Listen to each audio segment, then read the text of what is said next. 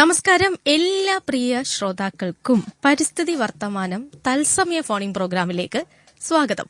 അപ്പോൾ comment radio ബെൻസിഗറിന്റെ പ്രിയ ശ്രോതാക്കൾക്ക് ഒരുപക്ഷെ നന്നായിട്ട് ഓർമ്മയുണ്ടായിരിക്കും പരിസ്ഥിതി വർത്തമാനം എന്ന ഈ പരിപാടി.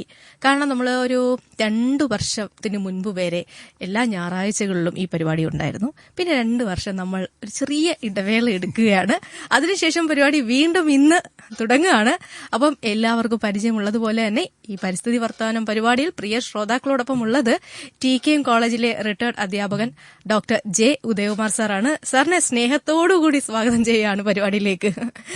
നമ്മൾ 2 വർഷത്തിന് ശേഷം അല്ലെ പരിസ്ഥിതി വർത്തമാനത്തിലേക്ക് എത്തുന്നു. പരിസ്ഥിതിയിൽ ഒരുപാട് മാറ്റങ്ങൾ സംഭവിച്ചിരിക്കുന്നു അല്ലെ. അന്ന് സംസാരിച്ചതിൽ നിന്നും ഒരുപാട് മാറിയിരിക്കുന്നു. ആ മാറ്റങ്ങളാണ് നമ്മൾ ഇന്ന് മുതൽ സംസാരിച്ചു തുടങ്ങുന്നത്. എനിക്ക് തോന്നുന്നു ശ്രോതാക്കൾക്ക് അറിയാനും താല്പര്യം ഈ വന്ന മാറ്റങ്ങളും അല്ലെങ്കിൽ എന്തുകൊണ്ട് ഇങ്ങനെ സംഭവിക്കുന്നു എന്നുള്ള കാര്യങ്ങളൊക്കെ ആയിരിക്കാം. എനിക്കും അറിയില്ല ഇതൊക്കെ എന്തോ എങ്ങനെയാണെന്ന്. സത്യം പറഞ്ഞാൽ എന്റെ ചോദ്യങ്ങളും ഒക്കെ അത് തന്നെയായിരിക്കും. ഈ അറിയാത്ത ഒരാൾക്ക് ഒരുപാട് കാര്യങ്ങൾ അറിയാനുള്ള ഒരു അവസരം. ഇത് 1/2 മണിക്കൂറേ ഉള്ളൂ പരിപാടി. അപ്പോൾ നമ്മുടെ ശ്രോതാക്കൾക്കും ഈ പരിപാടിയിലേക്ക് നിങ്ങളുടെ ഈ ഒരു പരിസ്ഥിതിയുമായി ബന്ധപ്പെട്ടുള്ള കാര്യങ്ങൾ ചോദിക്കാവുന്നതാണ്. അപ്പോൾ വിളിക്കാൻ നമ്പർ 0474293111. ഓക്കെ, അപ്പൊ നമുക്ക് ഈ മാറ്റങ്ങൾ അല്ലെ എന്താണ് ഈ 2 വർഷത്തിനുള്ളിൽ സംഭവിച്ചുള്ള മാറ്റങ്ങൾ? കഴിഞ്ഞ ശരിക്കും 2 വർഷങ്ങൾക്ക് മുമ്പ് വരെ നമ്മൾ ശ്രീലക്ഷ്മി പറഞ്ഞതുപോലെ കൃത്യമായിട്ട് എല്ലാ ഞായറാഴ്ചകളിലും ഉണ്ടായിരുന്ന ഒരു പ്രോഗ്രാമാണ് പരിസ്ഥിതി വർത്തമാനം. അപ്പൊ ഞാൻ എന്റെ ജോലിയുടെ ഭാഗമായിട്ട് കുറച്ച് തിരക്ക്, അവസാനം റിട്ടയർ ചെയ്യുന്നതിന് മുമ്പുള്ള 2 വർഷം വലിയ തിരക്കിലായിപ്പോയി. അപ്പോ അങ്ങനെ തിരക്കായ സമയത്താണ് ഈ പ്രോഗ്രാം മുടങ്ങിയത്. അപ്പൊ ഇപ്പൊ ഞാൻ വളരെ ഫ്രീ ആയിട്ടുണ്ട്. അപ്പോ റിട്ടയർ എല്ലാം കഴിഞ്ഞു. അപ്പൊ വീണ്ടും പരിസ്ഥിതി വർത്തമാനം വീണ്ടും തുടങ്ങുന്നതിനുള്ള ഒരു സാധ്യത ഇങ്ങനെ ആരാഞ്ഞപ്പോ അത് മുമ്പ് നടന്നിരുന്ന പോലെ വീണ്ടും അതേപോലെ ആ ഒരു രീതിയിൽ ആവർത്തിക്കാതെ എന്തെങ്കിലും മാറ്റങ്ങളോടുകൂടി ആവർത്തിക്കണം എന്നൊരു ചിന്ത വരികയും അങ്ങനെ നമ്മൾ തീരുമാനിച്ചത് ഒരു അരമണിക്കൂറുള്ളതിൽ ആദ്യത്തെ ഒരു 10 മിനിറ്റ് ഒരു എന്താ ഇതിനെക്കുറിച്ചാണോ നമ്മൾ ചർച്ച ചെയ്യുന്നത്, ആ വിഷയത്തെക്കുറിച്ച് നമ്മൾ തമ്മിൽ ഇപ്പൊ രേഷ്മി ഞാനും തമ്മിൽ ഒന്ന് ഇൻഫോർമലായിട്ട് അനൗപചാരികമായിട്ട് ചർച്ച ചെയ്തതിന് ശേഷം പിന്നെ ശ്രോതാക്കൾ അതിനെ അടിസ്ഥാനപ്പെടുത്തി ചോദിക്കുന്ന ചോദ്യങ്ങൾക്ക് മറുപടി പറയാൻ ശ്രമിക്കാം. അതായത് മുമ്പ് നമ്മൾ പരിസ്ഥിതി വർത്തമാനം നടക്കുമ്പോൾ നമ്മൾ നേരത്തെ തന്നെ പ്രൊമോയിലൊക്കെ നമുക്കറിയാം ഒരു വിഷയം തരും, ഇന്ന് നമ്മൾ എന്താണ് സംസാരിക്കുന്നത്. പക്ഷെ ഇപ്പോൾ നമ്മൾ പ്രോഗ്രാമിലാണ് എന്താണ് നമ്മൾ സംസാരിക്കുന്നത് അല്ലെ, അതിലേക്ക് വരും. അതിന് ബേസ് ചെയ്ത് തീർച്ചയായിട്ടും ശ്രോതാക്കൾക്ക് സംസാരിക്കാവുന്നതാണ്. അപ്പൊ ഒരു 10 മിനിറ്റ് ശ്രോതാക്കൾ ശ്രദ്ധിക്കുക എന്താണ് നമ്മൾ പറയുന്നത്. അപ്പൊ ഒരു കഥയാണ് പറയുന്നത്. ഒരു കഥ എന്ന് വെച്ചാൽ വളരെ അകലെയുള്ള ഒരു ശുദ്ധജല തടാകം ഉണ്ടായിരുന്നു. ആ ഒരു ശുദ്ധജല തടാകത്തിൽ വളരെ വിസ്തൃതിയുള്ള ഒരു തടാകമാണ്. അപ്പൊ ഈ തടാകം വളരെ ശാന്തമായ, വളരെ മനോഹരമായ ഒരു തടാകമാണ്. അതിന്റെ പുറത്തുനിന്ന് നോക്കുന്ന ഒരാൾക്ക് വളരെ ശാന്തത മനസ്സിന് അനുഭവിക്കാൻ കഴിയുന്ന രീതിയിലുള്ള ഒരു തടാകമാണ്. അപ്പൊ ഈ തടാകത്തിൽ ചിന്നിച്ചിതറി അവിടെയായിട്ട് പായലുകൾ ഉണ്ട്. വളരെ വളരെ കുറച്ച് മാത്രമേ ഉള്ളൂ. പല സ്ഥലങ്ങളിൽ ചെറിയ ചെറിയ പായൽക്കൂട്ടം ഇങ്ങനെയുണ്ട്. അപ്പൊ ആ പായലുകളിൽ ഈ ഉറുമ്പുകൾ താമസമാക്കിയിരുന്നു. ഇപ്പൊ ഈ ഉറുമ്പുകൾ അവരുടെ കുടുംബങ്ങളായിട്ടും അവരുടെ സമൂഹങ്ങളായിട്ടും ഒരു രാജഭരണം എന്ന പോലെ ഉറുമ്പുകൾ താമസമാക്കിയിരുന്നു. അവർ വളരെ സന്തോഷമായിട്ട് ഇങ്ങനെ താമസിച്ചു പോവുകയാണ്. അപ്പൊ കാരണം ഈ തടാകത്തില് സാധാരണ രീതിയിൽ ഒരു ബുദ്ധിമുട്ടും ഉണ്ടാകാറില്ല. അവർക്ക് ഈ ഒരു പായൽക്കൂട്ടത്തിൽ നിന്ന് മറ്റൊരു പായൽക്കൂട്ടത്തിലേക്ക് പോകുന്നതിനുള്ള സൗകര്യമുണ്ട്. അത് ചെറിയ ചെറിയ ഉണക്ക കമ്പുകളൊക്കെ ഉള്ളതിൽ കൂടിയൊക്കെ ഇങ്ങനെ പോയി അവർ ഇങ്ങനെ സന്തോഷമായിട്ട് പല പല സമൂഹങ്ങളായിട്ട് ഇങ്ങനെ ജീവിച്ചു പോവുകയായിരുന്നു. അപ്പൊ അങ്ങനെ ഇങ്ങനെ അവരുടെ കുടുംബവും അതുപോലെ സമൂഹവും ഇന്ന് മനുഷ്യർ ജീവിക്കുന്നത് പോലെ തന്നെ ഇങ്ങനെ ജീവിച്ചു പോകുന്ന എന്താണ് പറയണമെന്ന് വല്ലതും തോന്നുന്നുണ്ട്. ശ്രീഷ്മിക ഇതൊരു കഥ, ഒരു ശുദ്ധജല തടാകത്തിൽ നടക്കുന്ന ഒരു കഥയിലേക്ക് നമ്മൾ കടക്കുന്നു. ഞാനത് നോക്കുവാണ് ഇത് എങ്ങോട്ടാണ് പോകുന്നത്. അപ്പൊ ഇങ്ങനെ വളരെ സന്തോഷത്തിൽ സമാധാനത്തോടു കൂടി ഈ ഉറുമ്പിൻ കൂട്ടം ഇങ്ങനെ ഈ പായലില് ഇങ്ങനെ ജീവിച്ചിരിക്കുന്ന ഒരു പെട്ടെന്ന് ആണ് ഈ പായലിലേക്ക് വെള്ളം ഇങ്ങനെ ചെറുതായിട്ട് അടിച്ചു കയറുന്നത് തുടങ്ങി. അപ്പൊ ഇങ്ങനെ കണ്ടപ്പോ ഈ ഉറുമ്പിന്റെ മക്കൾക്കൊക്കെ വളരെ ബുദ്ധിമുട്ട് തോന്നി. അവര് പേടിച്ച് ഇങ്ങനെ നിലവിളിക്കാൻ തുടങ്ങി. എന്താണ് സംഭവിക്കുന്നത് അറിയാം. സാധാരണ സംഭവിക്കുന്ന ഒരു പ്രതിഭാസമല്ല. കാരണം സാധാരണ ഈ തടാകത്തിന്റെ ജലനിരപ്പ് വളരെ ശാന്തമാണ്. അതിനകത്ത് ചെറിയ ചെറിയ ഓളങ്ങൾ പോലും ചെറിയ ഓളങ്ങൾ ഉണ്ടായാലായില്ലെങ്കിലായി. പക്ഷെ ഇത് അതിൽക്കൊന്നും വ്യത്യസ്തമായിട്ട് വലിയ രീതിയിൽ ഓളങ്ങൾ ഉണ്ടാവുകയും ഈ പിന്നെ നമ്മുടെ ഈ പായൽ കൂട്ടത്തിലേക്ക് അത് അടിച്ചു കയറുകയും ഈ ഉറുമ്പുകൾ നിർമ്മിച്ചു വെച്ചിരുന്ന അവരുടെ ഭവനങ്ങൾ ചിലതൊക്കെ ഇടിഞ്ഞ് വെള്ളത്തിലേക്ക് വീഴുകയും ഉറുമ്പുകൾ പിന്നെ രക്ഷപ്പെടുന്നതിന് വേണ്ടി ഉയരങ്ങളുള്ള പായലുകളിലേക്ക് ഉയർന്നു നിൽക്കുന്ന ജലത്തിൽ നിന്നും കൂടുതൽ ഉയർന്നു നിൽക്കുന്ന പായലുകളിലേക്ക് ഇങ്ങനെ പോവുകയും ചെയ്തു. അപ്പോൾ ഇത് വളരെ അസാധാരണമായിട്ട് തോന്നുന്നു. ഈ ഉറുമ്പിന്റെ ഈ കൊട്ടാരങ്ങളിലും അവരുടെ വീടുകളിലും മൊത്തത്തിൽ സമൂഹത്തിൽ ഒരു ഭീതി ഉണ്ടാവുകയും ചെയ്തു. എന്താണെന്ന് സാധാരണ ഉണ്ടാകാത്തതായതുകൊണ്ട് എന്താണെന്ന് അറിയാൻ അവർക്കൊരു താല്പര്യം ഉണ്ടായി. അങ്ങനെ ഉറുമ്പ് പിന്നെ ഉറുമ്പാര മോഹൻ ഉറുമ്പ് എന്ത് ചെയ്യുന്ന വെച്ച് കഴിഞ്ഞാൽ ഉറുമ്പിന്റെ ഒരു വിദഗ്ധ സമിതി, ഒരു അന്വേഷണ കമ്മീഷനെ പോലെ നിയമിക്കും. എന്താണ് സംഭവിച്ചതെന്ന് അന്വേഷിച്ചു വരാൻ പറഞ്ഞു. അപ്പൊ ഉറുമ്പിന്റെ രാജാവ് ഇങ്ങനെ ഒരു ഉത്തരവിടുന്നത് പോയി അന്വേഷിച്ച് കണ്ടെത്തിയിട്ട് റിപ്പോർട്ട് ചെയ്യാൻ. അപ്പൊ അവര് ഉറുമ്പിന്റെ ഈ സംഘം ഇങ്ങനെ അന്വേഷിച്ചു ചെന്നപ്പോ മനസ്സിലായത് ഈ തടാകത്തിന്റെ ഈ ഉറുമ്പുകൾ താമസിക്കുന്ന പ്രദേശങ്ങളിൽ നിന്നും വളരെ അകലെ ഒരു സ്ഥലത്ത് പിന്നെ ഒരു ചെറിയ കാറ്റ് പോലെ ഉണ്ടായതാണ്. ചെറിയ കാറ്റല്ല, ശക്തമായ ഒരു കാറ്റുണ്ടാവുകയും സാധാരണ എവിടെയെങ്കിലും ഉണ്ടാകാറില്ല. ശക്തമായ കാറ്റുണ്ടാവുകയും ആ കാറ്റിൽ ഈ വളരെ ദൂരെ ഉണ്ടായ കാറ്റിൽ പിന്നെ അത് അവിടെ നിന്നുണ്ടായ തിരകളാണ്. അവിടെ നിന്നുണ്ടായ തിരകൾ ഇത് ഒറ്റ ജലാശയമാണ്, ശുദ്ധജല തടാകമാണ്. അപ്പോൾ ആ തിരകള് പിന്നെ സഞ്ചരിച്ച് വന്ന് ഈ ഇതിലേക്ക് ഈ പായലിലേക്ക് എത്തിച്ചേർന്നതാണ്. അപ്പൊ അതാണ് ഇത്രയും ഭീതി ഉണ്ടാക്കിയത്. അപ്പൊ അതുപോലെ നമ്മള് ഈ പിന്നെ ഭൂമിയെ മൊത്തത്തില് ഭൂഗോളത്തെ മൊത്തത്തില് ഈ ഒരു ഭൂഗോളത്തിന്റെ പുറത്ത് സ്ഥിതി ചെയ്യുന്ന ഈ ജലാശയങ്ങൾ, കടലുകൾ, ശരിക്കും ആ കടലുകൾ കൂടുതലും പിന്നെ 2/3 ഭാഗവും ജലമാണല്ലോ. അപ്പൊ അതില് വളരെ കുറച്ച് സ്ഥലങ്ങളിൽ മാത്രമേ കരയുള്ളൂ. ശരിക്കും നമ്മുടെ ഭൂമിയിൽ ജലവും കരയും തമ്മിൽ നമ്മളൊന്ന് മനസ്സിൽ കണ്ടു നോക്കിയാൽ ഇതുപോലെയാണ്. ഒരു വലിയ ശുദ്ധജല തടാകത്തില് കൂടുതലും ജലമാണ് പ്രദേശങ്ങളിൽ. ചില സ്ഥലങ്ങളിൽ മാത്രം പായൽ പോലെ ഇങ്ങനെ കര ഉണ്ട്. ഈ കരയിലാണ് നമ്മൾ ജീവിക്കുന്നത്. അപ്പൊ ശരിക്കും ഈ വർഷം 2024 മാർച്ച് 23 ഇതുപോലെ നമ്മളിങ്ങനെ ഇപ്പൊ കേരളത്തിൽ ജീവിക്കുന്ന നമ്മൾ ഇന്ത്യയിലാണ്, അതുപോലെ ഏഷ്യയിലാണ്, ഇങ്ങനെ വൻകരകളുണ്ട്. അതെല്ലാം കരപ്രദേശങ്ങളാണ്. ഇതുപോലെ നമ്മള് ഇപ്പൊ കൊല്ലത്ത് ഇപ്പാണ് നമ്മൾ താമസിക്കുന്നത്.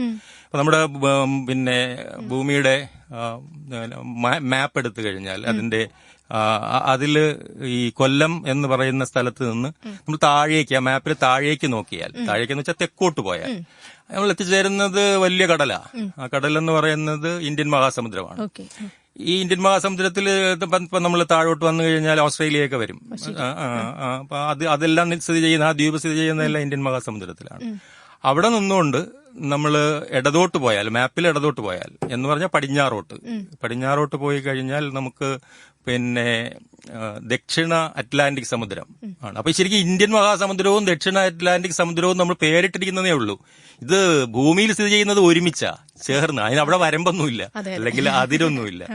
അപ്പൊ മാർച്ച് 23 ഈ പിന്നെ ദക്ഷിണ അറ്റ്ലാന്റിക് സമുദ്രത്തില് അതിന് മുകളിൽ ഒരു ന്യൂനമർദ്ദം, അതായത് ഈ കടലിന്റെ ജലത്തിന് മുകളിൽ ഒരു പ്രദേശത്ത് ഒരു ന്യൂനമർദ്ദം. അപ്പൊ നമ്മൾ കൊല്ലത്തുന്നത് അളന്ന് നോക്കിക്കഴിഞ്ഞാൽ ദക്ഷിണ ഭാഗത്തേക്ക് ഒരു 8000 കിലോമീറ്റർ ഒക്കെ വരും ദൂരം ഏകദേശം.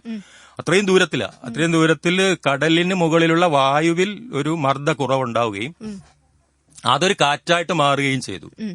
ആ കാറ്റ് ശരിക്കും സാധാരണ അത് ഈ പിന്നെ ചുഴലിക്കാറ്റുണ്ടാകുന്ന ഇങ്ങനെയാണ്. സാധാരണ കടലിന് മുകളിലുള്ള വായു ചൂടുപിടിച്ച് ഒരു ന്യൂനമർദ്ദമായിട്ട് ഉണ്ടാവുകയും അത് മുകളിലേക്ക് അന്തരീക്ഷ വായുവിലേക്ക് ഉയർന്നു പോയി കാറ്റായിട്ട് പിന്നെ വൻകരകളിലേക്ക് അടിക്കുമ്പോഴാണ് നമ്മൾ ചുഴലിക്കാറ്റെന്ന് പറയുന്നത്. ഇത് ഈ പറഞ്ഞ സംഭവം രൂപപ്പെട്ടതൊരു ചുഴലിക്കാറ്റ് പോലെ രൂപപ്പെട്ടിട്ട്, പക്ഷെ അത് കടലിന്റെ ഉപരിതലത്തിൽ തന്നെ കൂടുതൽ ശക്തി പ്രാപിച്ച് കടലിൽ തിരകളുണ്ടാക്കി. അപ്പൊ അവിടെ മാർച്ച് 23 അവിടെ ഉണ്ടായ തിര നമ്മളിവിടെ കൊല്ലത്തെത്തിയത്, ആ തിര കൊല്ലത്തെത്തിയതെന്ന് പറഞ്ഞു കഴിഞ്ഞാൽ മാർച്ച് 31 ഏകദേശം ഒരു 8 ദിവസം ശേഷം 8 ദിവസം സഞ്ചരിച്ചാണ് എത്തിയത്. അത് പെട്ടെന്ന് നമ്മുടെ തീരപ്രദേശത്ത് ജീവിക്കുന്ന മനുഷ്യരുടെ മനസ്സിൽ പെട്ടെന്ന് ഭീതി വിതയ്ക്കുകയാണ് ഉണ്ടായത്. ഇതിനെ പിന്നെ വളരെ മുമ്പ് തന്നെ തീരദേശവാസികൾ കള്ളക്കടൽ എന്ന പേരിൽ വിളിച്ചത്. അപ്പൊ ശരിക്കും ഇന്നത്തെ ചർച്ചാ വിഷയം എന്ന് പറയുന്നത് ഈ കള്ളക്കടല. അതായത് വിഷയം ശ്രോതാക്കൾക്ക് എത്തി എന്ന് വിശ്വസിക്കുന്നു. കള്ളക്കടൽ എല്ലാവരും കേട്ടിരുന്നു. നമ്മളുടെ ഇപ്പൊ ഈ കൊല്ലം തീരത്തുണ്ടായിരുന്ന ഈ ഒരു ഭീതി എല്ലാരും കേട്ടു. അപ്പോ ആ വിഷയത്തിലേക്ക് എത്തുന്നതിന് മുമ്പ് പറഞ്ഞ കഥ വളരെ രസകരമായിരുന്നു. ഒരു ഉറുമ്പിന്റെ കഥ. കാരണം അങ്ങനെ പറഞ്ഞുള്ള ഇല്ലെങ്കിലുള്ള കുഴപ്പമെന്ന് വെച്ചാലേ, നമ്മളിപ്പോ കള്ളക്കടല് കൊല്ലത്തുണ്ടായപ്പോ കടൽ കയറി വന്നു വീടുകൾ നശിക്കുകയും വളരെ ഭീതി വിലക്കുകയും ചെയ്തു. അപ്പൊ നമ്മൾ അതിന്റെ കാരണം തേടി പോകുമ്പോൾ ഇത് എങ്ങനെ സംഭവിച്ചെന്ന് തോന്നുമ്പോൾ നമ്മൾ കൊല്ലവും കേരളവും മാത്രമേ കാണുള്ളൂ. പക്ഷെ കടൽ എന്ന് പറയുന്നത് കൊല്ലത്തെ കടലല്ല, ഇത് ഇന്ത്യൻ മഹാസമുദ്രത്തിന്റെ ഭാഗമാണ്. ഇന്ത്യൻ മഹാസമുദ്രവും അറ്റ്ലാന്റിക് സമുദ്രവും ചേർന്ന് കിടപ്പുണ്ട്. അറ്റ്ലാന്റിക് സമുദ്രവും പസഫിക് സമുദ്രവും ചേർന്ന് കിടപ്പുണ്ട്. അപ്പൊ നേരത്തെ ഞാൻ പറഞ്ഞതുപോലെ ഒരു ജലാശയത്തിലേക്ക് അവിടെ കുറച്ച് കര എടുത്തിട്ടിരിക്കുന്നതായിട്ട് സങ്കല്പിച്ചാൽ മാത്രമേ നമുക്ക് ഇതെങ്ങനെ അവിടെ ഉണ്ടായത് ഇവിടെ എത്തി. അത് മാത്രമല്ല, ചിലപ്പോൾ ഞാൻ ശ്രദ്ധിച്ചിട്ടുള്ള ഇപ്പൊ ന്യൂനമർദ്ദം എന്നൊക്കെ പറഞ്ഞു. ഈ ഒരു എനിക്ക് തോന്നുന്നു പണ്ടൊക്കെ ആണെങ്കിൽ വല്ലപ്പോഴും കൂടിയാണ് ഒരു ന്യൂനമർദ്ദം. ഇപ്പൊ എനിക്കൊന്ന് ആഴ്ചയിലും കേട്ടോണ്ടിരിക്കുന്നത് ന്യൂനമർദ്ദമാണ്. ഇതിന്റെ ഒരു കാരണമുണ്ട്. അത് കാരണം വളരെ വ്യക്തമാണ്. ഇന്ന് ലോകത്തിന് മൊത്തത്തിൽ അറിയാവുന്ന വളരെ വളരെ പ്രധാനപ്പെട്ട ഒരു ചോദ്യമാണത്.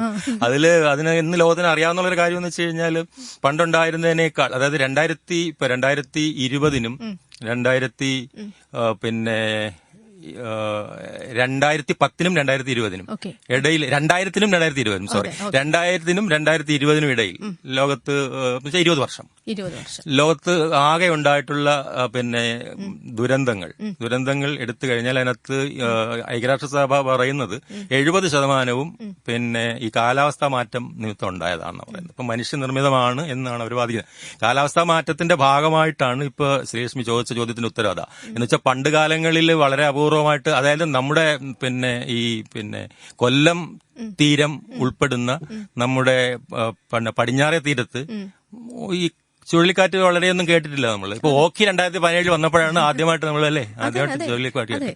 പക്ഷെ അപ്പുറത്തെ തീരത്തുണ്ടല്ലോ, അപ്പുറത്തെ തീരത്ത് വെച്ച് കഴിഞ്ഞാല് ആന്ധ്രയൊക്കെ വരുന്ന കിഴക്കൻ തീരത്ത്, ബേ ഓഫ് ബംഗാൾ കടലിൽ ഇത് വളരെ സാധാരണമായിരുന്നു. ഇത് ഇങ്ങോട്ടും കൂടെ ഇപ്പൊ എല്ലായിടത്തും ആയി കഴിഞ്ഞിട്ടുണ്ട്. പിന്നെ അവിടെയും ഇവിടെയും ഉണ്ടാകുന്നതിന്റെ എണ്ണം, ഈ ന്യൂനമർദ്ദമാണ് ചുഴലിക്കാറ്റിന് രൂപപ്പെടാനായിട്ട് ഉള്ളൊരു തുടക്കം. അപ്പൊ അതുകൊണ്ടാണ് ന്യൂനമർദ്ദത്തിന്റെ എണ്ണം കൂടുന്നു, അതുപോലെ ചുഴലിക്കാറ്റിന്റെ എണ്ണം കൂടുന്നു. അത് ലോകം മൊത്തം ശ്രദ്ധിച്ച കാര്യമാണ്. 2000നും 2020നും ഇടയിൽ ഈ കാലാവസ്ഥാ മാറ്റത്തിന്റെ ഫലമായിട്ടാണ് ഈ സംഭവങ്ങളെല്ലാം ഉണ്ടാകുന്നത്. അപ്പൊ നേരത്തെ പറഞ്ഞതിന്റെ ഉത്തരം എന്ന് വെച്ചാൽ, കാലാവസ്ഥാ മാറ്റം അടിച്ചേൽപ്പിക്കുന്ന ഒരു പുതിയ ഒരു പ്രതിഭാസമാണ് എണ്ണത്തിൽ ഈ ന്യൂനമർദ്ദങ്ങളുടെ എണ്ണം കൂടുന്നത്. ഓക്കെ, അപ്പൊ നമ്മൾ കേട്ടുകൊണ്ടിരിക്കുന്നത് പരിസ്ഥിതി വർത്തമാനം. നമ്മുടെ കഥ പറഞ്ഞു കഴിഞ്ഞു. ഇനിയുള്ളത് ചോദ്യങ്ങളാണ്. ശ്രോതാക്കൾക്ക് ചോദ്യങ്ങൾ ചോദിക്കാനുള്ള സമയമാണ്. നിങ്ങൾ പെട്ടെന്ന് ചോദ്യം ചോദിച്ചോ, അല്ലെങ്കിൽ എനിക്ക് ചോദ്യങ്ങൾ വന്നുകൊണ്ടിരിക്കും സാറിന്റെ ഭാഗത്തുനിന്ന്. കാരണം സാർ നേരത്തെ എടുത്ത് വെച്ചു, ശ്രീലക്ഷ്മി ശ്രദ്ധിച്ചിരുന്നോ, എനിക്കിപ്പോ ക്ലാസ്സിൽപ്പെട്ട അവസ്ഥയായിരിക്കുകയാണ്, അതുകൊണ്ട് എന്നെ രക്ഷിക്കാനെങ്കിലും നമ്മുടെ പ്രിയപ്പെട്ട ശ്രോതാക്കൾ പെട്ടെന്ന് വിളിച്ചോളൂ. അപ്പൊ വിളിക്കാൻ നമ്പർ ഞാൻ പറയാം, 04742931111. ഓക്കെ, പരിസ്ഥിതി വർത്തമാനമാണ് കേട്ടുകൊണ്ടിരിക്കുന്നത്. അപ്പൊ നമ്മുടെ കള്ളക്കടലിലേക്ക് തന്നെ വരാം. വേറെ ഭീതി പടർത്തിയതാണ് നമ്മുടെ, എനിക്കൊന്ന് നമ്മൾ തന്നെ അതിന്റെ പ്രോഗ്രാം ചെയ്തപ്പോഴൊക്കെ അവരുടെ അവസ്ഥയൊക്കെ നമ്മൾ കേൾക്കുകയാണ്. ഒരിക്കലും പ്രതീക്ഷിക്കാതെ വന്നതായതുകൊണ്ട്, ഇപ്പൊ മൺസൂൺ സമയത്താണെങ്കിൽ ഇപ്പം തീരദേശവാസികൾ പ്രതീക്ഷിക്കും മൺസൂൺ സമയമാകുമ്പോഴത്തേക്ക് കടൽ വളരെ പ്രക്ഷുബ്ധമാവും, കടൽ കരയിലേക്ക് അടിച്ചു കയറാനുള്ള സാധ്യതയുണ്ട്. ഗവൺമെന്റിനും ഒരു കണ്ണ് കാണും, അപ്പൊ ഇങ്ങനെ സാധ്യത വരാനുള്ള സാധ്യതയുണ്ട്. പക്ഷേ ഇത് നല്ല വേനലല്ലേ, ഈ വേനൽക്കാലത്ത് മഴയില്ല, ഒന്നുമില്ല, കടൽ വളരെ ശാന്തമായി ആയിരുന്നു. അത് വളരെ പെട്ടെന്നാണ് കടലിന്റെ, അതാണ് പെട്ടെന്ന് ഒരു ചോദ്യം വന്നത്, ഇത്രയും വേനൽ അല്ലെ, ഈ ഒരു സമയത്ത് എങ്ങനെ ഉണ്ടായി എന്നുള്ളതൊരു സാധാരണക്കാരന് തോന്നുന്ന ഒരു കാര്യമായിരിക്കാം. പക്ഷെ അപ്പം സാറിന് എന്താണ് അതിൽ തോന്നുന്നത്, ഇത് ഇങ്ങനെ ഒരു സാഹചര്യത്തിൽ സംഭവിക്കും? അല്ല, ഇവിടെയല്ലേ വേനല്, നമ്മൾ ഇതുണ്ടായത് ഇവിടെ അല്ലല്ലോ. അതാണ് പ്രശ്നമല്ലേ. 8,000 കിലോമീറ്റർ, ഏകദേശം 8,000 കിലോമീറ്റർ എന്ന് വെച്ചാൽ 8 ദിവസം എത്തി. കാരണം ഇതിന്റെ വേഗത എന്ന് പറയുന്നത് നമ്മള് പഠിച്ചിട്ടുള്ളത് മനസ്സിലായത് 50 കിലോമീറ്റർ പെർ അവറാ. എന്ന് വെച്ചാൽ 1 മണിക്കൂറിൽ 50 കിലോമീറ്റർ മാത്രം സഞ്ചരിക്കുന്നതാണ് ഇത്തരം തരംഗങ്ങൾ. ഇപ്പൊ സുനാമിയായിട്ട് താരതമ്യം ചെയ്യുമ്പോൾ സുനാമി തരംഗം ഏതാണ്ട് ഇതുപോലെയാണല്ലോ. അത് ഭൂകമ്പം ഉണ്ടാവുമ്പോൾ ഉണ്ടാവുന്നു എന്നേ ഉള്ളൂ. ഇത് തനിയെ തന്നെ അന്തരീക്ഷ വായുവിൽ ചുഴികൾ ഉണ്ടായി, അത് ജലത്തിലേക്ക് പകർന്ന് തരംഗങ്ങളായി മാറി തിരകളായി മാറുന്നതാ. സുനാമി തരംഗങ്ങള് ഏകദേശം ഒരു 800 കിലോമീറ്റർ പെർ അവർ ഒക്കെയാണ്, 800 കിലോമീറ്റർ പെർ അവർ, ഒരു മണിക്കൂറിൽ 800 കിലോമീറ്റർ ഒക്കെയാണ്. പക്ഷെ ഇത് അത് വെച്ച് താരതമ്യം ചെയ്യുമ്പോൾ ഇത് വളരെ വേഗത കുറഞ്ഞ തിരകളാണ്. ഈ വേഗത തിരകൾ 50 കിലോമീറ്റർ, ഒരു മണിക്കൂറിൽ 50 കിലോമീറ്റർ ഒക്കെ സഞ്ചരിക്കുകയുള്ളൂ. അതുകൊണ്ടാണ് ഇത് ഇത്രയും ദിവസം എടുത്തത്. ഈ അവിടെ ഉണ്ടായത് 23-ാം തീയതി ഉണ്ടായിട്ട് 31-ാം തീയതിയോടുകൂടിയാണ് നമ്മുടെ കേരള തീരത്തിൽ എത്തിച്ചേർന്നത്. അപ്പൊ കള്ളക്കടൽ എന്ന് പറയുന്നത് ഒരു മനുഷ്യനിർമ്മിതമൊന്നുമല്ല, ശരിക്കും സാധാരണ ഭൂമിയിൽ ഉണ്ടാകുന്നതാണ്. പണ്ടും ഉണ്ടായി കാണും, പക്ഷെ പണ്ട് ഇത്രയൊന്നും ഒരുപക്ഷെ ശ്രദ്ധിച്ചിട്ടുണ്ടാവില്ല. ഇത് 2010 ഏറ്റവും വലിയ തമാശ എന്ന് വെച്ചാൽ ഈ കള്ളക്കടൽ എന്ന് പറയുന്ന വാക്ക് ഇപ്പൊ യുനെസ്കോ ഒരു അംഗീകൃത വാക്കായിട്ട് സ്വീകരിച്ചിട്ടുണ്ട്. അതാണ് ഞാൻ അതിലേക്കായിരുന്നു വരാൻ ഉദ്ദേശിച്ചത്. എന്താണ് ഈ കള്ളക്കടൽ എന്നൊരു പേര്? കള്ളനെ പോലെ പതുങ്ങി വരുന്ന കടൽ, അതാണ് സാധാരണ രീതി ഒരു മുന്നറിയിപ്പില്ല. അതാണ് എന്റെ പേര്. എന്ന് വെച്ചാൽ വളരെ അതായത് ഈ സാധാരണ തീരദേശത്ത് ജീവിക്കുന്ന മനുഷ്യര് വിളിച്ചതാണ് അതിന്, അല്ലെങ്കിൽ മത്സ്യത്തൊഴിലാളികൾ ഒരുപക്ഷെ ആദ്യം വിളിച്ചതായിരിക്കും. കള്ളക്കടലാണ് ഈ അവർ പ്രതീക്ഷിക്കാതിരുന്ന ഒരു സമയത്ത് കടലിൽ തീരത്തേക്ക് ആഞ്ഞടിക്കുകയും തീരത്തെ നശിപ്പിക്കുകയും ചെയ്യുന്നത് സാധാരണ വേനൽക്കാലത്ത് ഒരിക്കലും അവർ പ്രതീക്ഷിക്കുന്നതല്ല. അപ്പൊ അങ്ങനെ വന്നപ്പോഴത്തേക്ക് അവര് ഇത് കള്ളക്കടലാണ്, അല്ലെങ്കിൽ കള്ളക്കടൽ തുടങ്ങിയിട്ടുണ്ട് എന്നവരിങ്ങനെ പറഞ്ഞ് അത് മാധ്യമങ്ങൾ റിപ്പോർട്ട് ചെയ്തു. അത് ലോകം മൊത്തം പ്രചരിച്ചു. ഇപ്പൊ യുനെസ്കോ അതിനെ കള്ളക്കടൽ എന്ന പേര് തന്നെ നൽകി. അതേ പേര്. ശരിക്കും പറഞ്ഞാൽ നമ്മളുടെ തീരദേശത്ത് താമസിക്കുന്നവർക്ക് കടൽ എന്ന് പറയുന്നത് അവരെ സംബന്ധിച്ച് അത് അവരുടെ ജീവിതത്തിന്റെ ഭാഗമാണ്. അപ്പൊ അതുകൊണ്ട് തന്നെ കള്ളക്കടൽ എന്ന് പറയുമ്പോൾ അവരുടെ ജീവിതത്തിലുള്ള ഒരു വ്യക്തിക്ക് പേരിടുന്ന പോലെ, അല്ലെങ്കിൽ ഒരു കുരുത്തക്കേട് കാണിക്കുന്ന പോലെയൊക്കെയാണ്.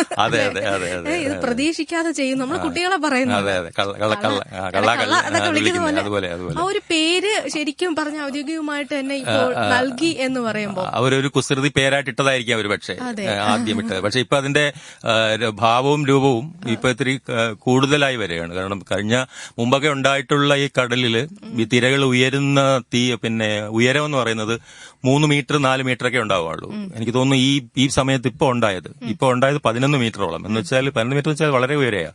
അപ്പൊ അതിന്റെ ഉയരം എന്ന് വെച്ചാൽ ഉയരം കൂടുന്നു എന്ന് വെച്ചാൽ തിരകളുടെ ഉയരം കൂടുന്നു വെച്ചാൽ തിരകളുടെ ഭീകരത കൂടുന്നു എന്നാണ്.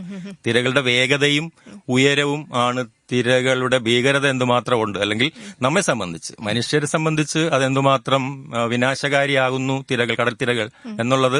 അതിന്റെ ഉയരം കൂടുമ്പോൾ ആ വിനാശകാരി സ്വഭാവം കൂടും, അതുപോലെ അതിന്റെ വേഗതയും. അപ്പൊ ഇത് ഇപ്പൊ വന്നതിന്റെ വേഗത പണ്ടത്തെ പോലെ തന്നെയാണ്, വ്യത്യാസമൊന്നുമില്ല, മുമ്പ് പഠിച്ചിട്ടുള്ളത് പോലെയാണ്. പക്ഷെ ഇപ്പൊ വന്നത് തിരകളുടെ ഉയരം കൂടുതലായിരുന്നു, ഏകദേശം 11 മീറ്ററോളം. പണ്ടുണ്ടായതിനേക്കാളും വളരെ കൂടുതലായിരുന്നു. കൂടുതൽ ഉയരത്തിൽ വരുമ്പോഴത്തേക്കുമാണ് നമുക്ക് കൂടുതൽ ഭീതി സൃഷ്ടിക്കപ്പെടുന്നത്. പക്ഷേ എന്താണ് അങ്ങനെ ഒരു കൂടുതൽ ഉയരത്തിലേക്ക് തിരമാലകൾ വരാനോ, അല്ലെങ്കിൽ തന്നെ ഇത്രയും ദിവസം എടുത്തിട്ട് പോലും അതിന്റെ ശക്തി കുറയാതെ അതൊരു അങ്ങനെ ഒരു പ്രതിഭാസത്തിലേക്ക് എത്തുന്നത് എന്തുകൊണ്ട്? വളരെ സയന്റിഫിക് ആയിട്ടുള്ള ചോദ്യങ്ങളാണ് ശ്രീലക്ഷ്മി ചോദിക്കുന്നത്. അതെ, ഇത്തരം ചോദ്യങ്ങൾ ചോദിച്ചിരിക്കുന്നതാണ് ശ്രോതാക്കൾ ശ്രദ്ധിക്കേണ്ടത്. തത്സമയ ഫോണിംഗ് പ്രോഗ്രാമാണ്. അപ്പൊ ഞങ്ങൾ ഈ പറയുന്ന കണക്ക് ഇവിടെ നിന്നിട്ട് ഞാൻ സാറിനോട് ആദ്യം ചോദിക്കണം, ഞാൻ എന്ത് ചോദ്യം ചോദിക്കണം, എന്ത് വേണമെങ്കിലും ചോദിച്ചോളൂ. കാരണം ശ്രീലക്ഷ്മി ചോദിക്കുന്ന എല്ലാം തന്നെ പ്രത്യേകിച്ച് വലിയ കാര്യമുള്ള ചോദ്യമല്ല. അപ്പൊ ഞാൻ അങ്ങനെ ഇരുന്ന് തപ്പുമായിരുന്നു. എനിക്ക് നല്ല ചോദ്യങ്ങൾ ചോദിക്കണമല്ലോ എന്ന് വിചാരിച്ചിരുന്നേ. എനിക്ക് കുറച്ചൊക്കെ സാറിന്റെ കൂടെ ഇരുന്നിരുന്ന് ബുദ്ധി വെച്ചു. അപ്പൊ വിളിക്കേണ്ട നമ്പർ 0442931111. ഇത്തരം ചോദ്യങ്ങൾ നിങ്ങൾക്കിടയിൽ തന്നെ ധാരാളമുണ്ട്, പ്രത്യേകിച്ച് നമ്മുടെ തീരദേശത്ത് താമസിക്കുന്ന. കഴിഞ്ഞ ദിവസം കാതോട്ടിൽ പോലും നമ്മൾ അവിടെ നിന്നുമൊക്കെ ശ്രോതാക്കൾ വിളിച്ചിട്ടുണ്ടായിരുന്നു, അവരുടെ അവസ്ഥകൾ സംസാരിച്ചിട്ടുണ്ടായിരുന്നു. അപ്പോ നിങ്ങൾ തീർച്ചയായിട്ടും വിളിക്കുക. ഈ ഒരു സാഹചര്യത്തെ കുറിച്ച് നിങ്ങൾക്ക് അറിയാൻ കിട്ടുന്ന ഒരു സമയമാണിത്. 10:30 വരെ ഉള്ളു കേട്ടോ. അതുകൊണ്ട് പെട്ടെന്ന് തന്നെ വിളിച്ചോളൂ. വിളിക്കുന്ന നമ്പർ ഞാൻ ഒരിക്കൽ കൂടി പറയാം, 0472931111. ഒരു 2 വർഷത്തെ ഇടവേളയ്ക്ക് ശേഷമാണ് നമ്മൾ, എനിക്ക് തോന്നുന്നു ശ്രോതാക്കൾ അതുമായിട്ടൊന്ന് പൊരുത്തപ്പെട്ട് വരണമല്ലേ അല്ലേ? ഓക്കെ, എങ്കിലും കേൾക്കുന്ന പ്രിയ ശ്രോതാക്കൾ, ഇപ്പോൾ നമ്മളിന്ന് സംസാരിക്കുന്ന വിഷയം കള്ളക്കടൽ. അതാണ് ഇപ്പോഴത്തെ ഏറ്റവും പ്രധാനപ്പെട്ട ഒരു വിഷയം തന്നെയാണ്. ഒരുപാട് പേർക്ക് വിഷമം നൽകിയ, അല്ലെങ്കിൽ ഭീതി സൃഷ്ടിച്ച, അല്ലെങ്കിൽ തന്നെ ഒരു എന്താ പറയാ, നമ്മൾ ഇന്നും ഇങ്ങനെയൊക്കെ സംഭവിക്കുമോ, ഇതെന്താണ് ഇങ്ങനെ സംഭവിച്ചത് എന്ന് പല ചോദ്യങ്ങൾ നിൽക്കുന്ന സാഹചര്യത്തിലാണ് നമ്മൾ ഈ ഒരു വിഷയം സംസാരിക്കുന്നത്. അപ്പൊ എന്റെ ചോദ്യം ഇവിടെ തൽക്കാലത്തേക്ക് നിർത്തിയിട്ട് അതൊരു ശ്രോതാവ് വന്നിട്ടുണ്ട്. ഞാൻ അതുകൊണ്ട് ആ ചോദ്യം ഉപേക്ഷിച്ചിട്ടില്ല. ശ്രോതാവിന്റെ ചോദ്യത്തിന് ശേഷം നമുക്ക് അതിലേക്ക് വരാം. ഹലോ. നമസ്കാരം, പരിസ്ഥിതി വർത്തമാനത്തിലേക്ക് സ്വാഗതം. നമസ്കാരം, മങ്കാരാത്തുനിന്ന് ഷീജ. സംസാരിച്ചുള്ളൂ, ഉദയകുമാർ സാറുണ്ട് കേട്ടോ. പ്രോഗ്രാം ഞാൻ 2 വർഷം മുമ്പ് കേട്ടിരുന്നു സാറിന്റെ ഈ പ്ലാസ്റ്റിക്കിനെ കുറിച്ചൊക്കെയുള്ള പ്രോഗ്രാമുകൾ അല്ലേ? സാറ് റിട്ടയർ അല്ലായിരുന്നു. ഇപ്പൊ വീണ്ടും പൂർവാധികം ശക്തിയായി വന്നിരിക്കുക. കേട്ടിരുന്നു. ഈ പ്രോഗ്രാം തുടങ്ങിയ ഉടനെ ഞാൻ ചിന്തിച്ചൊരു ഉടനെ തന്നെ അത് ഞാൻ ഫസ്റ്റിലെ വിളിക്കുകയും ചെയ്തു അന്നേരം സാറിന്റെ പ്രോഗ്രാമിന് കേട്ടിരുന്നു എന്ന് പറയാനായിട്ട് ഞാൻ തന്നെ വിളിച്ചിരുന്നു. സൂപ്പർ പ്രോഗ്രാം ആയിരുന്നു അന്ന്, ഇപ്പോഴും അതിനൊക്കെ തന്നെ. പിന്നെ ഈ പ്ലാസ്റ്റിക് ഒക്കെ നമ്മളെ ഈ കടലിലൊക്കെ ഒരുപാട് ഈ മല ഇരുന്ന് നമ്മൾ കണ്ടിട്ടുണ്ട്. ഇടുമ്പോ അതിനകത്തുനിന്ന് പത്രത്തിനകത്തൂടെ കാണുന്നത്, അതിനകത്ത് ഒരുപാട് പ്ലാസ്റ്റിക്കും വേസ്റ്റും എല്ലാം കൂടെ അവര് കോരി എടുക്കുന്നത് കണ്ടിട്ടുണ്ട്. അപ്പൊ അതുകൊണ്ടൊക്കെ ആവുമോ ഈ ഇത് നമ്മളെ പ്ലാസ്റ്റിക് മാലിന്യങ്ങൾ ഒരുപാട് കടലിനകത്തൊക്കെ തള്ളുന്നത് കൊണ്ടായിരിക്കും ഇങ്ങനെയൊക്കെ സംഭവിക്കുന്നതെന്ന് എനിക്കൊരു സംശയം.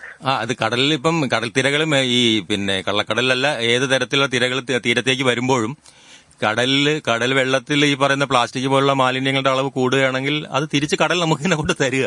അങ്ങനെയുള്ളൊരു ദുരന്തം സംഭവിക്കും. എന്നുവെച്ചാൽ കടലിലേക്ക് നമ്മൾ എറിഞ്ഞു കൊടുത്താൽ കടൽ അത് എടുത്തോണ്ട് എങ്ങും പോകാൻ പോകണില്ല. ഇങ്ങനെയുള്ള കരവസ്തുക്കളെ അത് തിരിച്ചു തരും. രണ്ടാമത് കടലിൽ വീഴുന്ന ഈ പ്ലാസ്റ്റിക് വേറൊരു വിഷയമാണ്, എങ്കിലും ചോദിച്ചുകൊണ്ട് പറയാം. അത് കടലിൽ വീഴുന്ന പ്ലാസ്റ്റിക് കുറെ നാൾ വർഷങ്ങൾ അതിനകത്ത് കടലിൽ തന്നെ കിടക്കുകയും പിന്നെ അത് മൈക്രോ പ്ലാസ്റ്റിക് ആയിട്ട് മാറുകയും ചെയ്യും. മൈക്രോ പ്ലാസ്റ്റിക് എന്ന് വെച്ചാൽ വളരെ സൂക്ഷ്മമായ തരികളായിട്ട് മാറുകയും മത്സ്യങ്ങൾ പിന്നെ ഈ മത്സ്യങ്ങളുടെ ആഹാരം പിന്നെ പ്ലവകങ്ങൾ എന്ന് പറയുന്ന സാധനമാണല്ലോ, പായല് പോലെ കടലിൽ സ്ഥിതി ചെയ്യുന്ന അത് ഇത് തെറ്റിദ്ധരിച്ച് പ്ലവകങ്ങളാണെന്ന് തെറ്റിദ്ധരിച്ച് ഈ മൈക്രോ പ്ലാസ്റ്റിക്കിനെ മത്സ്യങ്ങൾ കഴിക്കും. അപ്പൊ ചൂരയൊക്കെ ഇത് കഴിച്ചിട്ട് നമ്മൾ എറിഞ്ഞ പ്ലാസ്റ്റിക് പണ്ട് നമ്മൾ പറഞ്ഞിട്ടുള്ളതാണ്, നമ്മൾ വലിച്ചെറിഞ്ഞ പ്ലാസ്റ്റിക് തിരിച്ച് നമ്മളെ തീൻമേശയിൽ തന്നെ ചൂരയുടെ രൂപത്തിൽ വരും. അപ്പൊ വരും. അപ്പോൾ നമ്മളത് അറിയാതെ കഴിക്കുകയും ചെയ്യും. നമ്മളറിയത്തില്ല. ഇല്ല അറിയത്തില്ല. കാരണം അത്രയ്ക്ക് ചെറിയ തരികളായിട്ടായിരിക്കും അത് പിന്നെ കടലിൽ കിടക്കുക. ഈ മത്സ്യങ്ങൾ കഴിക്കുമ്പോൾ അത് മത്സ്യത്തിന്റെ ശരീരത്തിൽ എത്തുമ്പോൾ വീണ്ടും അത് ചെറിയ തരികൾ വളരെ മൈക്രോ തരികളായിട്ട് മാറും. അപ്പൊ നമ്മളത് കഴിക്കുമ്പോൾ നമ്മളും അറിയത്തില്ല, നമ്മുടെ ശരീരത്തിൽ ചെന്ന ശരീരത്തിന് അത് തിരിച്ചറിയാൻ പറ്റും. ശരീരത്തിൽ അതിന്റേതായ മാറ്റങ്ങളുണ്ടാവും, കുഴപ്പങ്ങളുണ്ടാവും, അസുഖങ്ങളുണ്ടാവും. അതാണ് സംഭവിക്കുന്നത്. അതെ. ഇപ്പോഴത്തെ അസുഖങ്ങളും അതനുസരിച്ചുള്ള പണ്ടൊന്നും ഈ ക്യാൻസർ അങ്ങനെയുള്ള അസുഖങ്ങളൊന്നും കാണാറില്ലായിരുന്നു. അപ്പൊ അതുകൊണ്ടൊക്കെ ആവാമെന്ന് എനിക്ക് തോന്നുന്നു. അങ്ങനെയുള്ള അസുഖങ്ങളൊക്കെ ഈ ഭക്ഷണത്തിന്റെയൊക്കെ ആയിരിക്കാം. അതെ തീർച്ചയായിട്ടും. Okay sir, thank you. ചേച്ചി സന്തോഷം വിളിച്ചതിൽ. അപ്പൊ കേട്ടുകൊണ്ടിരിക്കുന്നത് പരിസ്ഥിതി വർത്തമാനം തത്സമയ ഫോൺ ഇൻ പ്രോഗ്രാമാണ്. സമയം അങ്ങനെ 10 മണി കഴിഞ്ഞ് 24 മിനിറ്റ്. ഇനി ഒരു 6 മിനിറ്റാണ് നമ്മുടെ പരിപാടിയുടെ സമയം എന്ന് പറയുന്നത്. അപ്പോൾ വിളിക്കാൻ നമ്പർ ഞാൻ പറയാം, 0474293111. അപ്പോൾ നമ്മൾ കള്ളക്കടലിനെ കുറിച്ചിട്ടാണ് ഇന്ന് പരിസ്ഥിതി വർത്തമാനത്തിൽ സംസാരിക്കുന്നത്. പ്രിയ ശ്രോതാക്കൾക്ക് വിളിക്കാവുന്നതാണ്. 6 മിനിറ്റ് കൂടി സമയമുണ്ട്. നേരത്തെ പറഞ്ഞ ചോദ്യം അവിടെ നിൽക്കുകയാണ് ആ ചോദ്യം. അതെന്താന്ന് വെച്ചാൽ വളരെ പിന്നെ ശാസ്ത്രീയമായ ചോദ്യം എന്ന് പറയാൻ കാര്യം, ഇപ്പൊ കടലിന്റെ ഉൾക്കടലിൽ നിന്ന് ഇപ്പൊ നമ്മൾ സുനാമി തിരകള് ഇതുപോലെ തന്നെയായിരുന്നു. സുനാമി തിരകൾ പക്ഷെ ഉൾക്കടലിൽ കൂടി പോകുന്ന ഒരു കപ്പലിന് സുനാമി തിരകൾ തിരിച്ചറിയാൻ പറ്റത്തില്ല. എന്താന്ന് വെച്ചാല് അവിടെ അതിനകത്ത് ഒരു ഉയരവും ഉണ്ടാവില്ല. അപ്പൊ പക്ഷെ തീരത്തേക്ക് എത്തുമ്പോഴത്തേക്ക് ഇത് 10, 15, 20 മീറ്റർ ഉയരത്തിലാണ് ആഞ്ഞടിക്കുന്നത്. എന്തെന്നറിയാമോ എന്ന് വെച്ചാൽ അതായത് ഈ തിരകളെ സംബന്ധിച്ച്, കടൽ തിരകളെ സംബന്ധിച്ച് കടലിന്റെ അടിത്തട്ടിലേക്കുള്ള ആഴം കുറയും തോറും സ്വാഭാവികമായി തന്നെ അതിന്റെ ഉയരം കൂടും. അങ്ങനെ ഒരു ബന്ധമുണ്ട്. അതിന്റെ കടൽത്തട്ടിലേക്കുള്ള ആഴവും ഈ തിരകളുടെ ഉയരവും തമ്മിൽ അങ്ങനെ ഒരു ശാസ്ത്രീയമായ ബന്ധമുണ്ട്. അപ്പൊ ഉൾക്കടലില് ആഴം ഭയങ്കര കൂടുതലല്ലേ, അതുകൊണ്ട് അവിടെ അതിന് ഉയരം കിട്ടത്തില്ല. അപ്പൊ ഉൾക്കടലിൽ കൂടി പോകുന്ന ഒരു കപ്പലിന് സുനാമി തിരകളെ തിരിച്ചറിയാനേ പറ്റത്തില്ല. കാരണം അവിടെ തിരകളില്ല, ഉയരമില്ല തിരകൾക്ക്. പക്ഷെ നമ്മുടെ കൊല്ലം തീരത്ത് കൊല്ലത്തിന് പിന്നെ കൊല്ലം ബീച്ചിനൊക്കെ വടക്ക് ഭാഗത്ത് നോക്കിയാൽ തെക്ക് ഭാഗത്ത് ആഴം കൂടുതലും കൊല്ലം തീരത്തിന്റെ കൊല്ലം ബീച്ചിന് വടക്കോട്ട് പോകും തോറും ആഴം കുറവുമാണ്. കടൽ തട്ടിലേക്കുള്ള ആഴം കുറവാ. അപ്പൊ കടൽത്തട്ടിലേക്കുള്ള ആഴം കുറയുമ്പോൾ ഒരു തിര എത്തിക്കഴിഞ്ഞാൽ ആ തിരയുടെ ഉയരം സ്വാഭാവികമായിട്ടും കൂടും. അപ്പൊ ഉയരം കൂടുന്നതിനുള്ള ഏറ്റവും സ്വാഭാവികമായ ഒരു കാരണം എന്ന് പറയുന്നത്, ആദ്യത്തെ കാരണം എന്ന് പറയുന്നത് ഈ കടൽ കടൽ ജലത്തിന്റെ നിരപ്പിൽ നിന്നും കടൽ തട്ടിലേക്കുള്ള ആഴം എവിടെയൊക്കെ കുറവുണ്ടോ അവിടെയൊക്കെ ഉയരം കൂടും. അതുകൊണ്ടാണ് സുനാമി തിരകൾ വന്നപ്പോഴത്തേക്ക് വർക്കല ഭാഗത്ത് ഒന്നും സുനാമി വന്നില്ലല്ലോ. ഇല്ല. നമ്മുടെ ഇങ്ങോട്ട് കൊല്ലത്തിന് വടക്ക് ഭാഗത്ത് ഒക്കെയാണ് വന്നത് അല്ലെ, ആലപ്പാട് പോലുള്ള പ്രദേശങ്ങളിൽ. അപ്പൊ അതിന്റെ കാരണം എന്ന് വെച്ച് കഴിഞ്ഞാൽ നമ്മുടെ കൊല്ലത്തിന് തെക്ക് ഭാഗത്ത് നമ്മുടെ കടലിന്റെ ആഴം കൂടുതലാണ്. അപ്പൊ അവിടെ ഇത്തരം തിരകൾ വന്നാലും ഇപ്പൊ കള്ളക്കടൽ വന്ന സമയത്തും അങ്ങോട്ട് പിന്നെ തിരുവനന്തപുരത്ത് ചില ഭാഗത്ത് റിപ്പോർട്ട് ചെയ്തു എന്നുള്ളതല്ലാതെ ഇങ്ങനെ ഇടയ്ക്ക് ഈ പറയുന്ന നമ്മുടെ പിന്നെ വർക്കല ഭാഗത്തൊന്നും വലുതായിട്ട് റിപ്പോർട്ട് ചെയ്തിട്ടില്ല.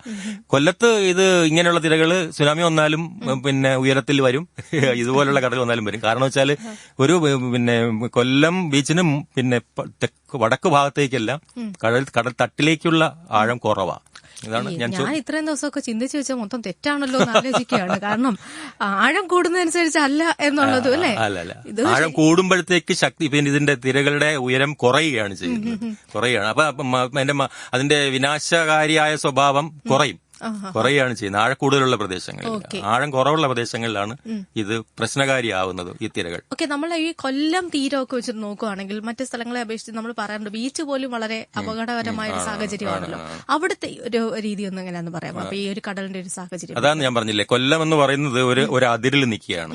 കൊല്ലം ബീച്ചിന്റെ തന്നെ ഒരു ഭാഗം ഏകദേശം ഒരു കൊല്ലം ബീച്ചിൽ ഇപ്പം നമ്മള് മനുഷ്യര് ഇപ്പൊ അവിടെ നമ്മൾ ഈ വിനോദസഞ്ചാരത്തിനായിട്ട് പോയി ഇരിക്കുന്ന വൈകിട്ടൊക്കെ പോയി ഇരിക്കുന്ന സ്ഥലമുണ്ടല്ലോ, അതിന്റെ ഒരു വടക്ക് ഭാഗത്ത് ഒരു ചെറിയ ഭാഗം മുതൽ മുകളിലേക്ക് മാത്രമേ ആഴ കുറവുള്ളൂ. നമ്മൾ ഇരിക്കുന്നതിന്റെ പല ഭാഗവും താഴോട്ട് കൊല്ലം പ്രമോണ്ടറി എന്നും പറഞ്ഞിട്ട് ഒരു ഞാൻ അതിന്റെ കൂടുതൽ ശാസ്ത്രീയ പദങ്ങളിലേക്ക് പോയിരുന്നതാ. എന്ന് വെച്ചാൽ നമ്മളൊരു മാപ്പ് എടുത്ത് നോക്കിയാലേ, തീരത്തിന്റെ മാപ്പ് എടുത്ത് നോക്കിയാലേ ഒരു ജലത്തിലേക്ക് തള്ളി നിൽക്കുന്ന ഒരു ഭാഗം കാണാം. ഇനി ശേഷം അത് നോക്കിയാൽ മതി, ഒരു ഗൂഗിളിലെടുത്ത് നോക്കിയാൽ മതി തീരത്തിന്റെ മാപ്പ്.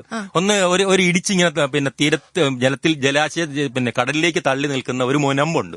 മുനമ്പം നമ്മൾ പറയില്ലേ, കന്യാകുമാരി മുനമ്പം എന്ന് പറയുന്നത്. കൊല്ലം ശരിക്കും ഒരു മുനമ്പുണ്ട്. പ്രമോണ്ടറി എന്ന് പറഞ്ഞാൽ ഇംഗ്ലീഷ് വാക്കും, മുനമ്പ് എന്ന് പറയുന്നത് ഒരു മലയാള വാക്ക്. അപ്പൊ ഈ മുനമ്പിന്റെ തെക്ക് ഭാഗം എന്ന് പറഞ്ഞാൽ തിരുവനന്തപുരം ഭാഗത്തേക്ക് ആഴം കൂടുതലും ഈ മുനമ്പിന്റെ വടക്ക് ഭാഗത്തേക്ക് എന്ന് വെച്ചാൽ നമ്മുടെ കായംകുളം ഭാഗത്തേക്ക് അങ്ങോട്ടല്ല ആഴ കുറവാണ്. അപ്പൊ ബീച്ചിന്റെ ഒരു ഭാഗം എന്ന് പറയുന്നത് ആഴം കുറഞ്ഞതും ഒരു ഭാഗം ആഴം കൂടിയതുമാണ്. അപ്പൊ നമ്മൾ അറിയാതെ ചെന്ന് ആഴം കുറഞ്ഞതെന്ന് പറഞ്ഞാൽ മനുഷ്യൻ ഇറങ്ങിക്കഴിഞ്ഞാൽ താന്നു പോകും. ഈ ആഴക്കുറവ് നമ്മൾ പറയുന്നത് അത്ര ഭയങ്കര കുറവായിട്ടല്ല. അപ്പൊ ശരിക്കും പറഞ്ഞാൽ ബീച്ചിന്റെ ഏത് ഭാഗവും ആഴ കൂടുതലാണ്.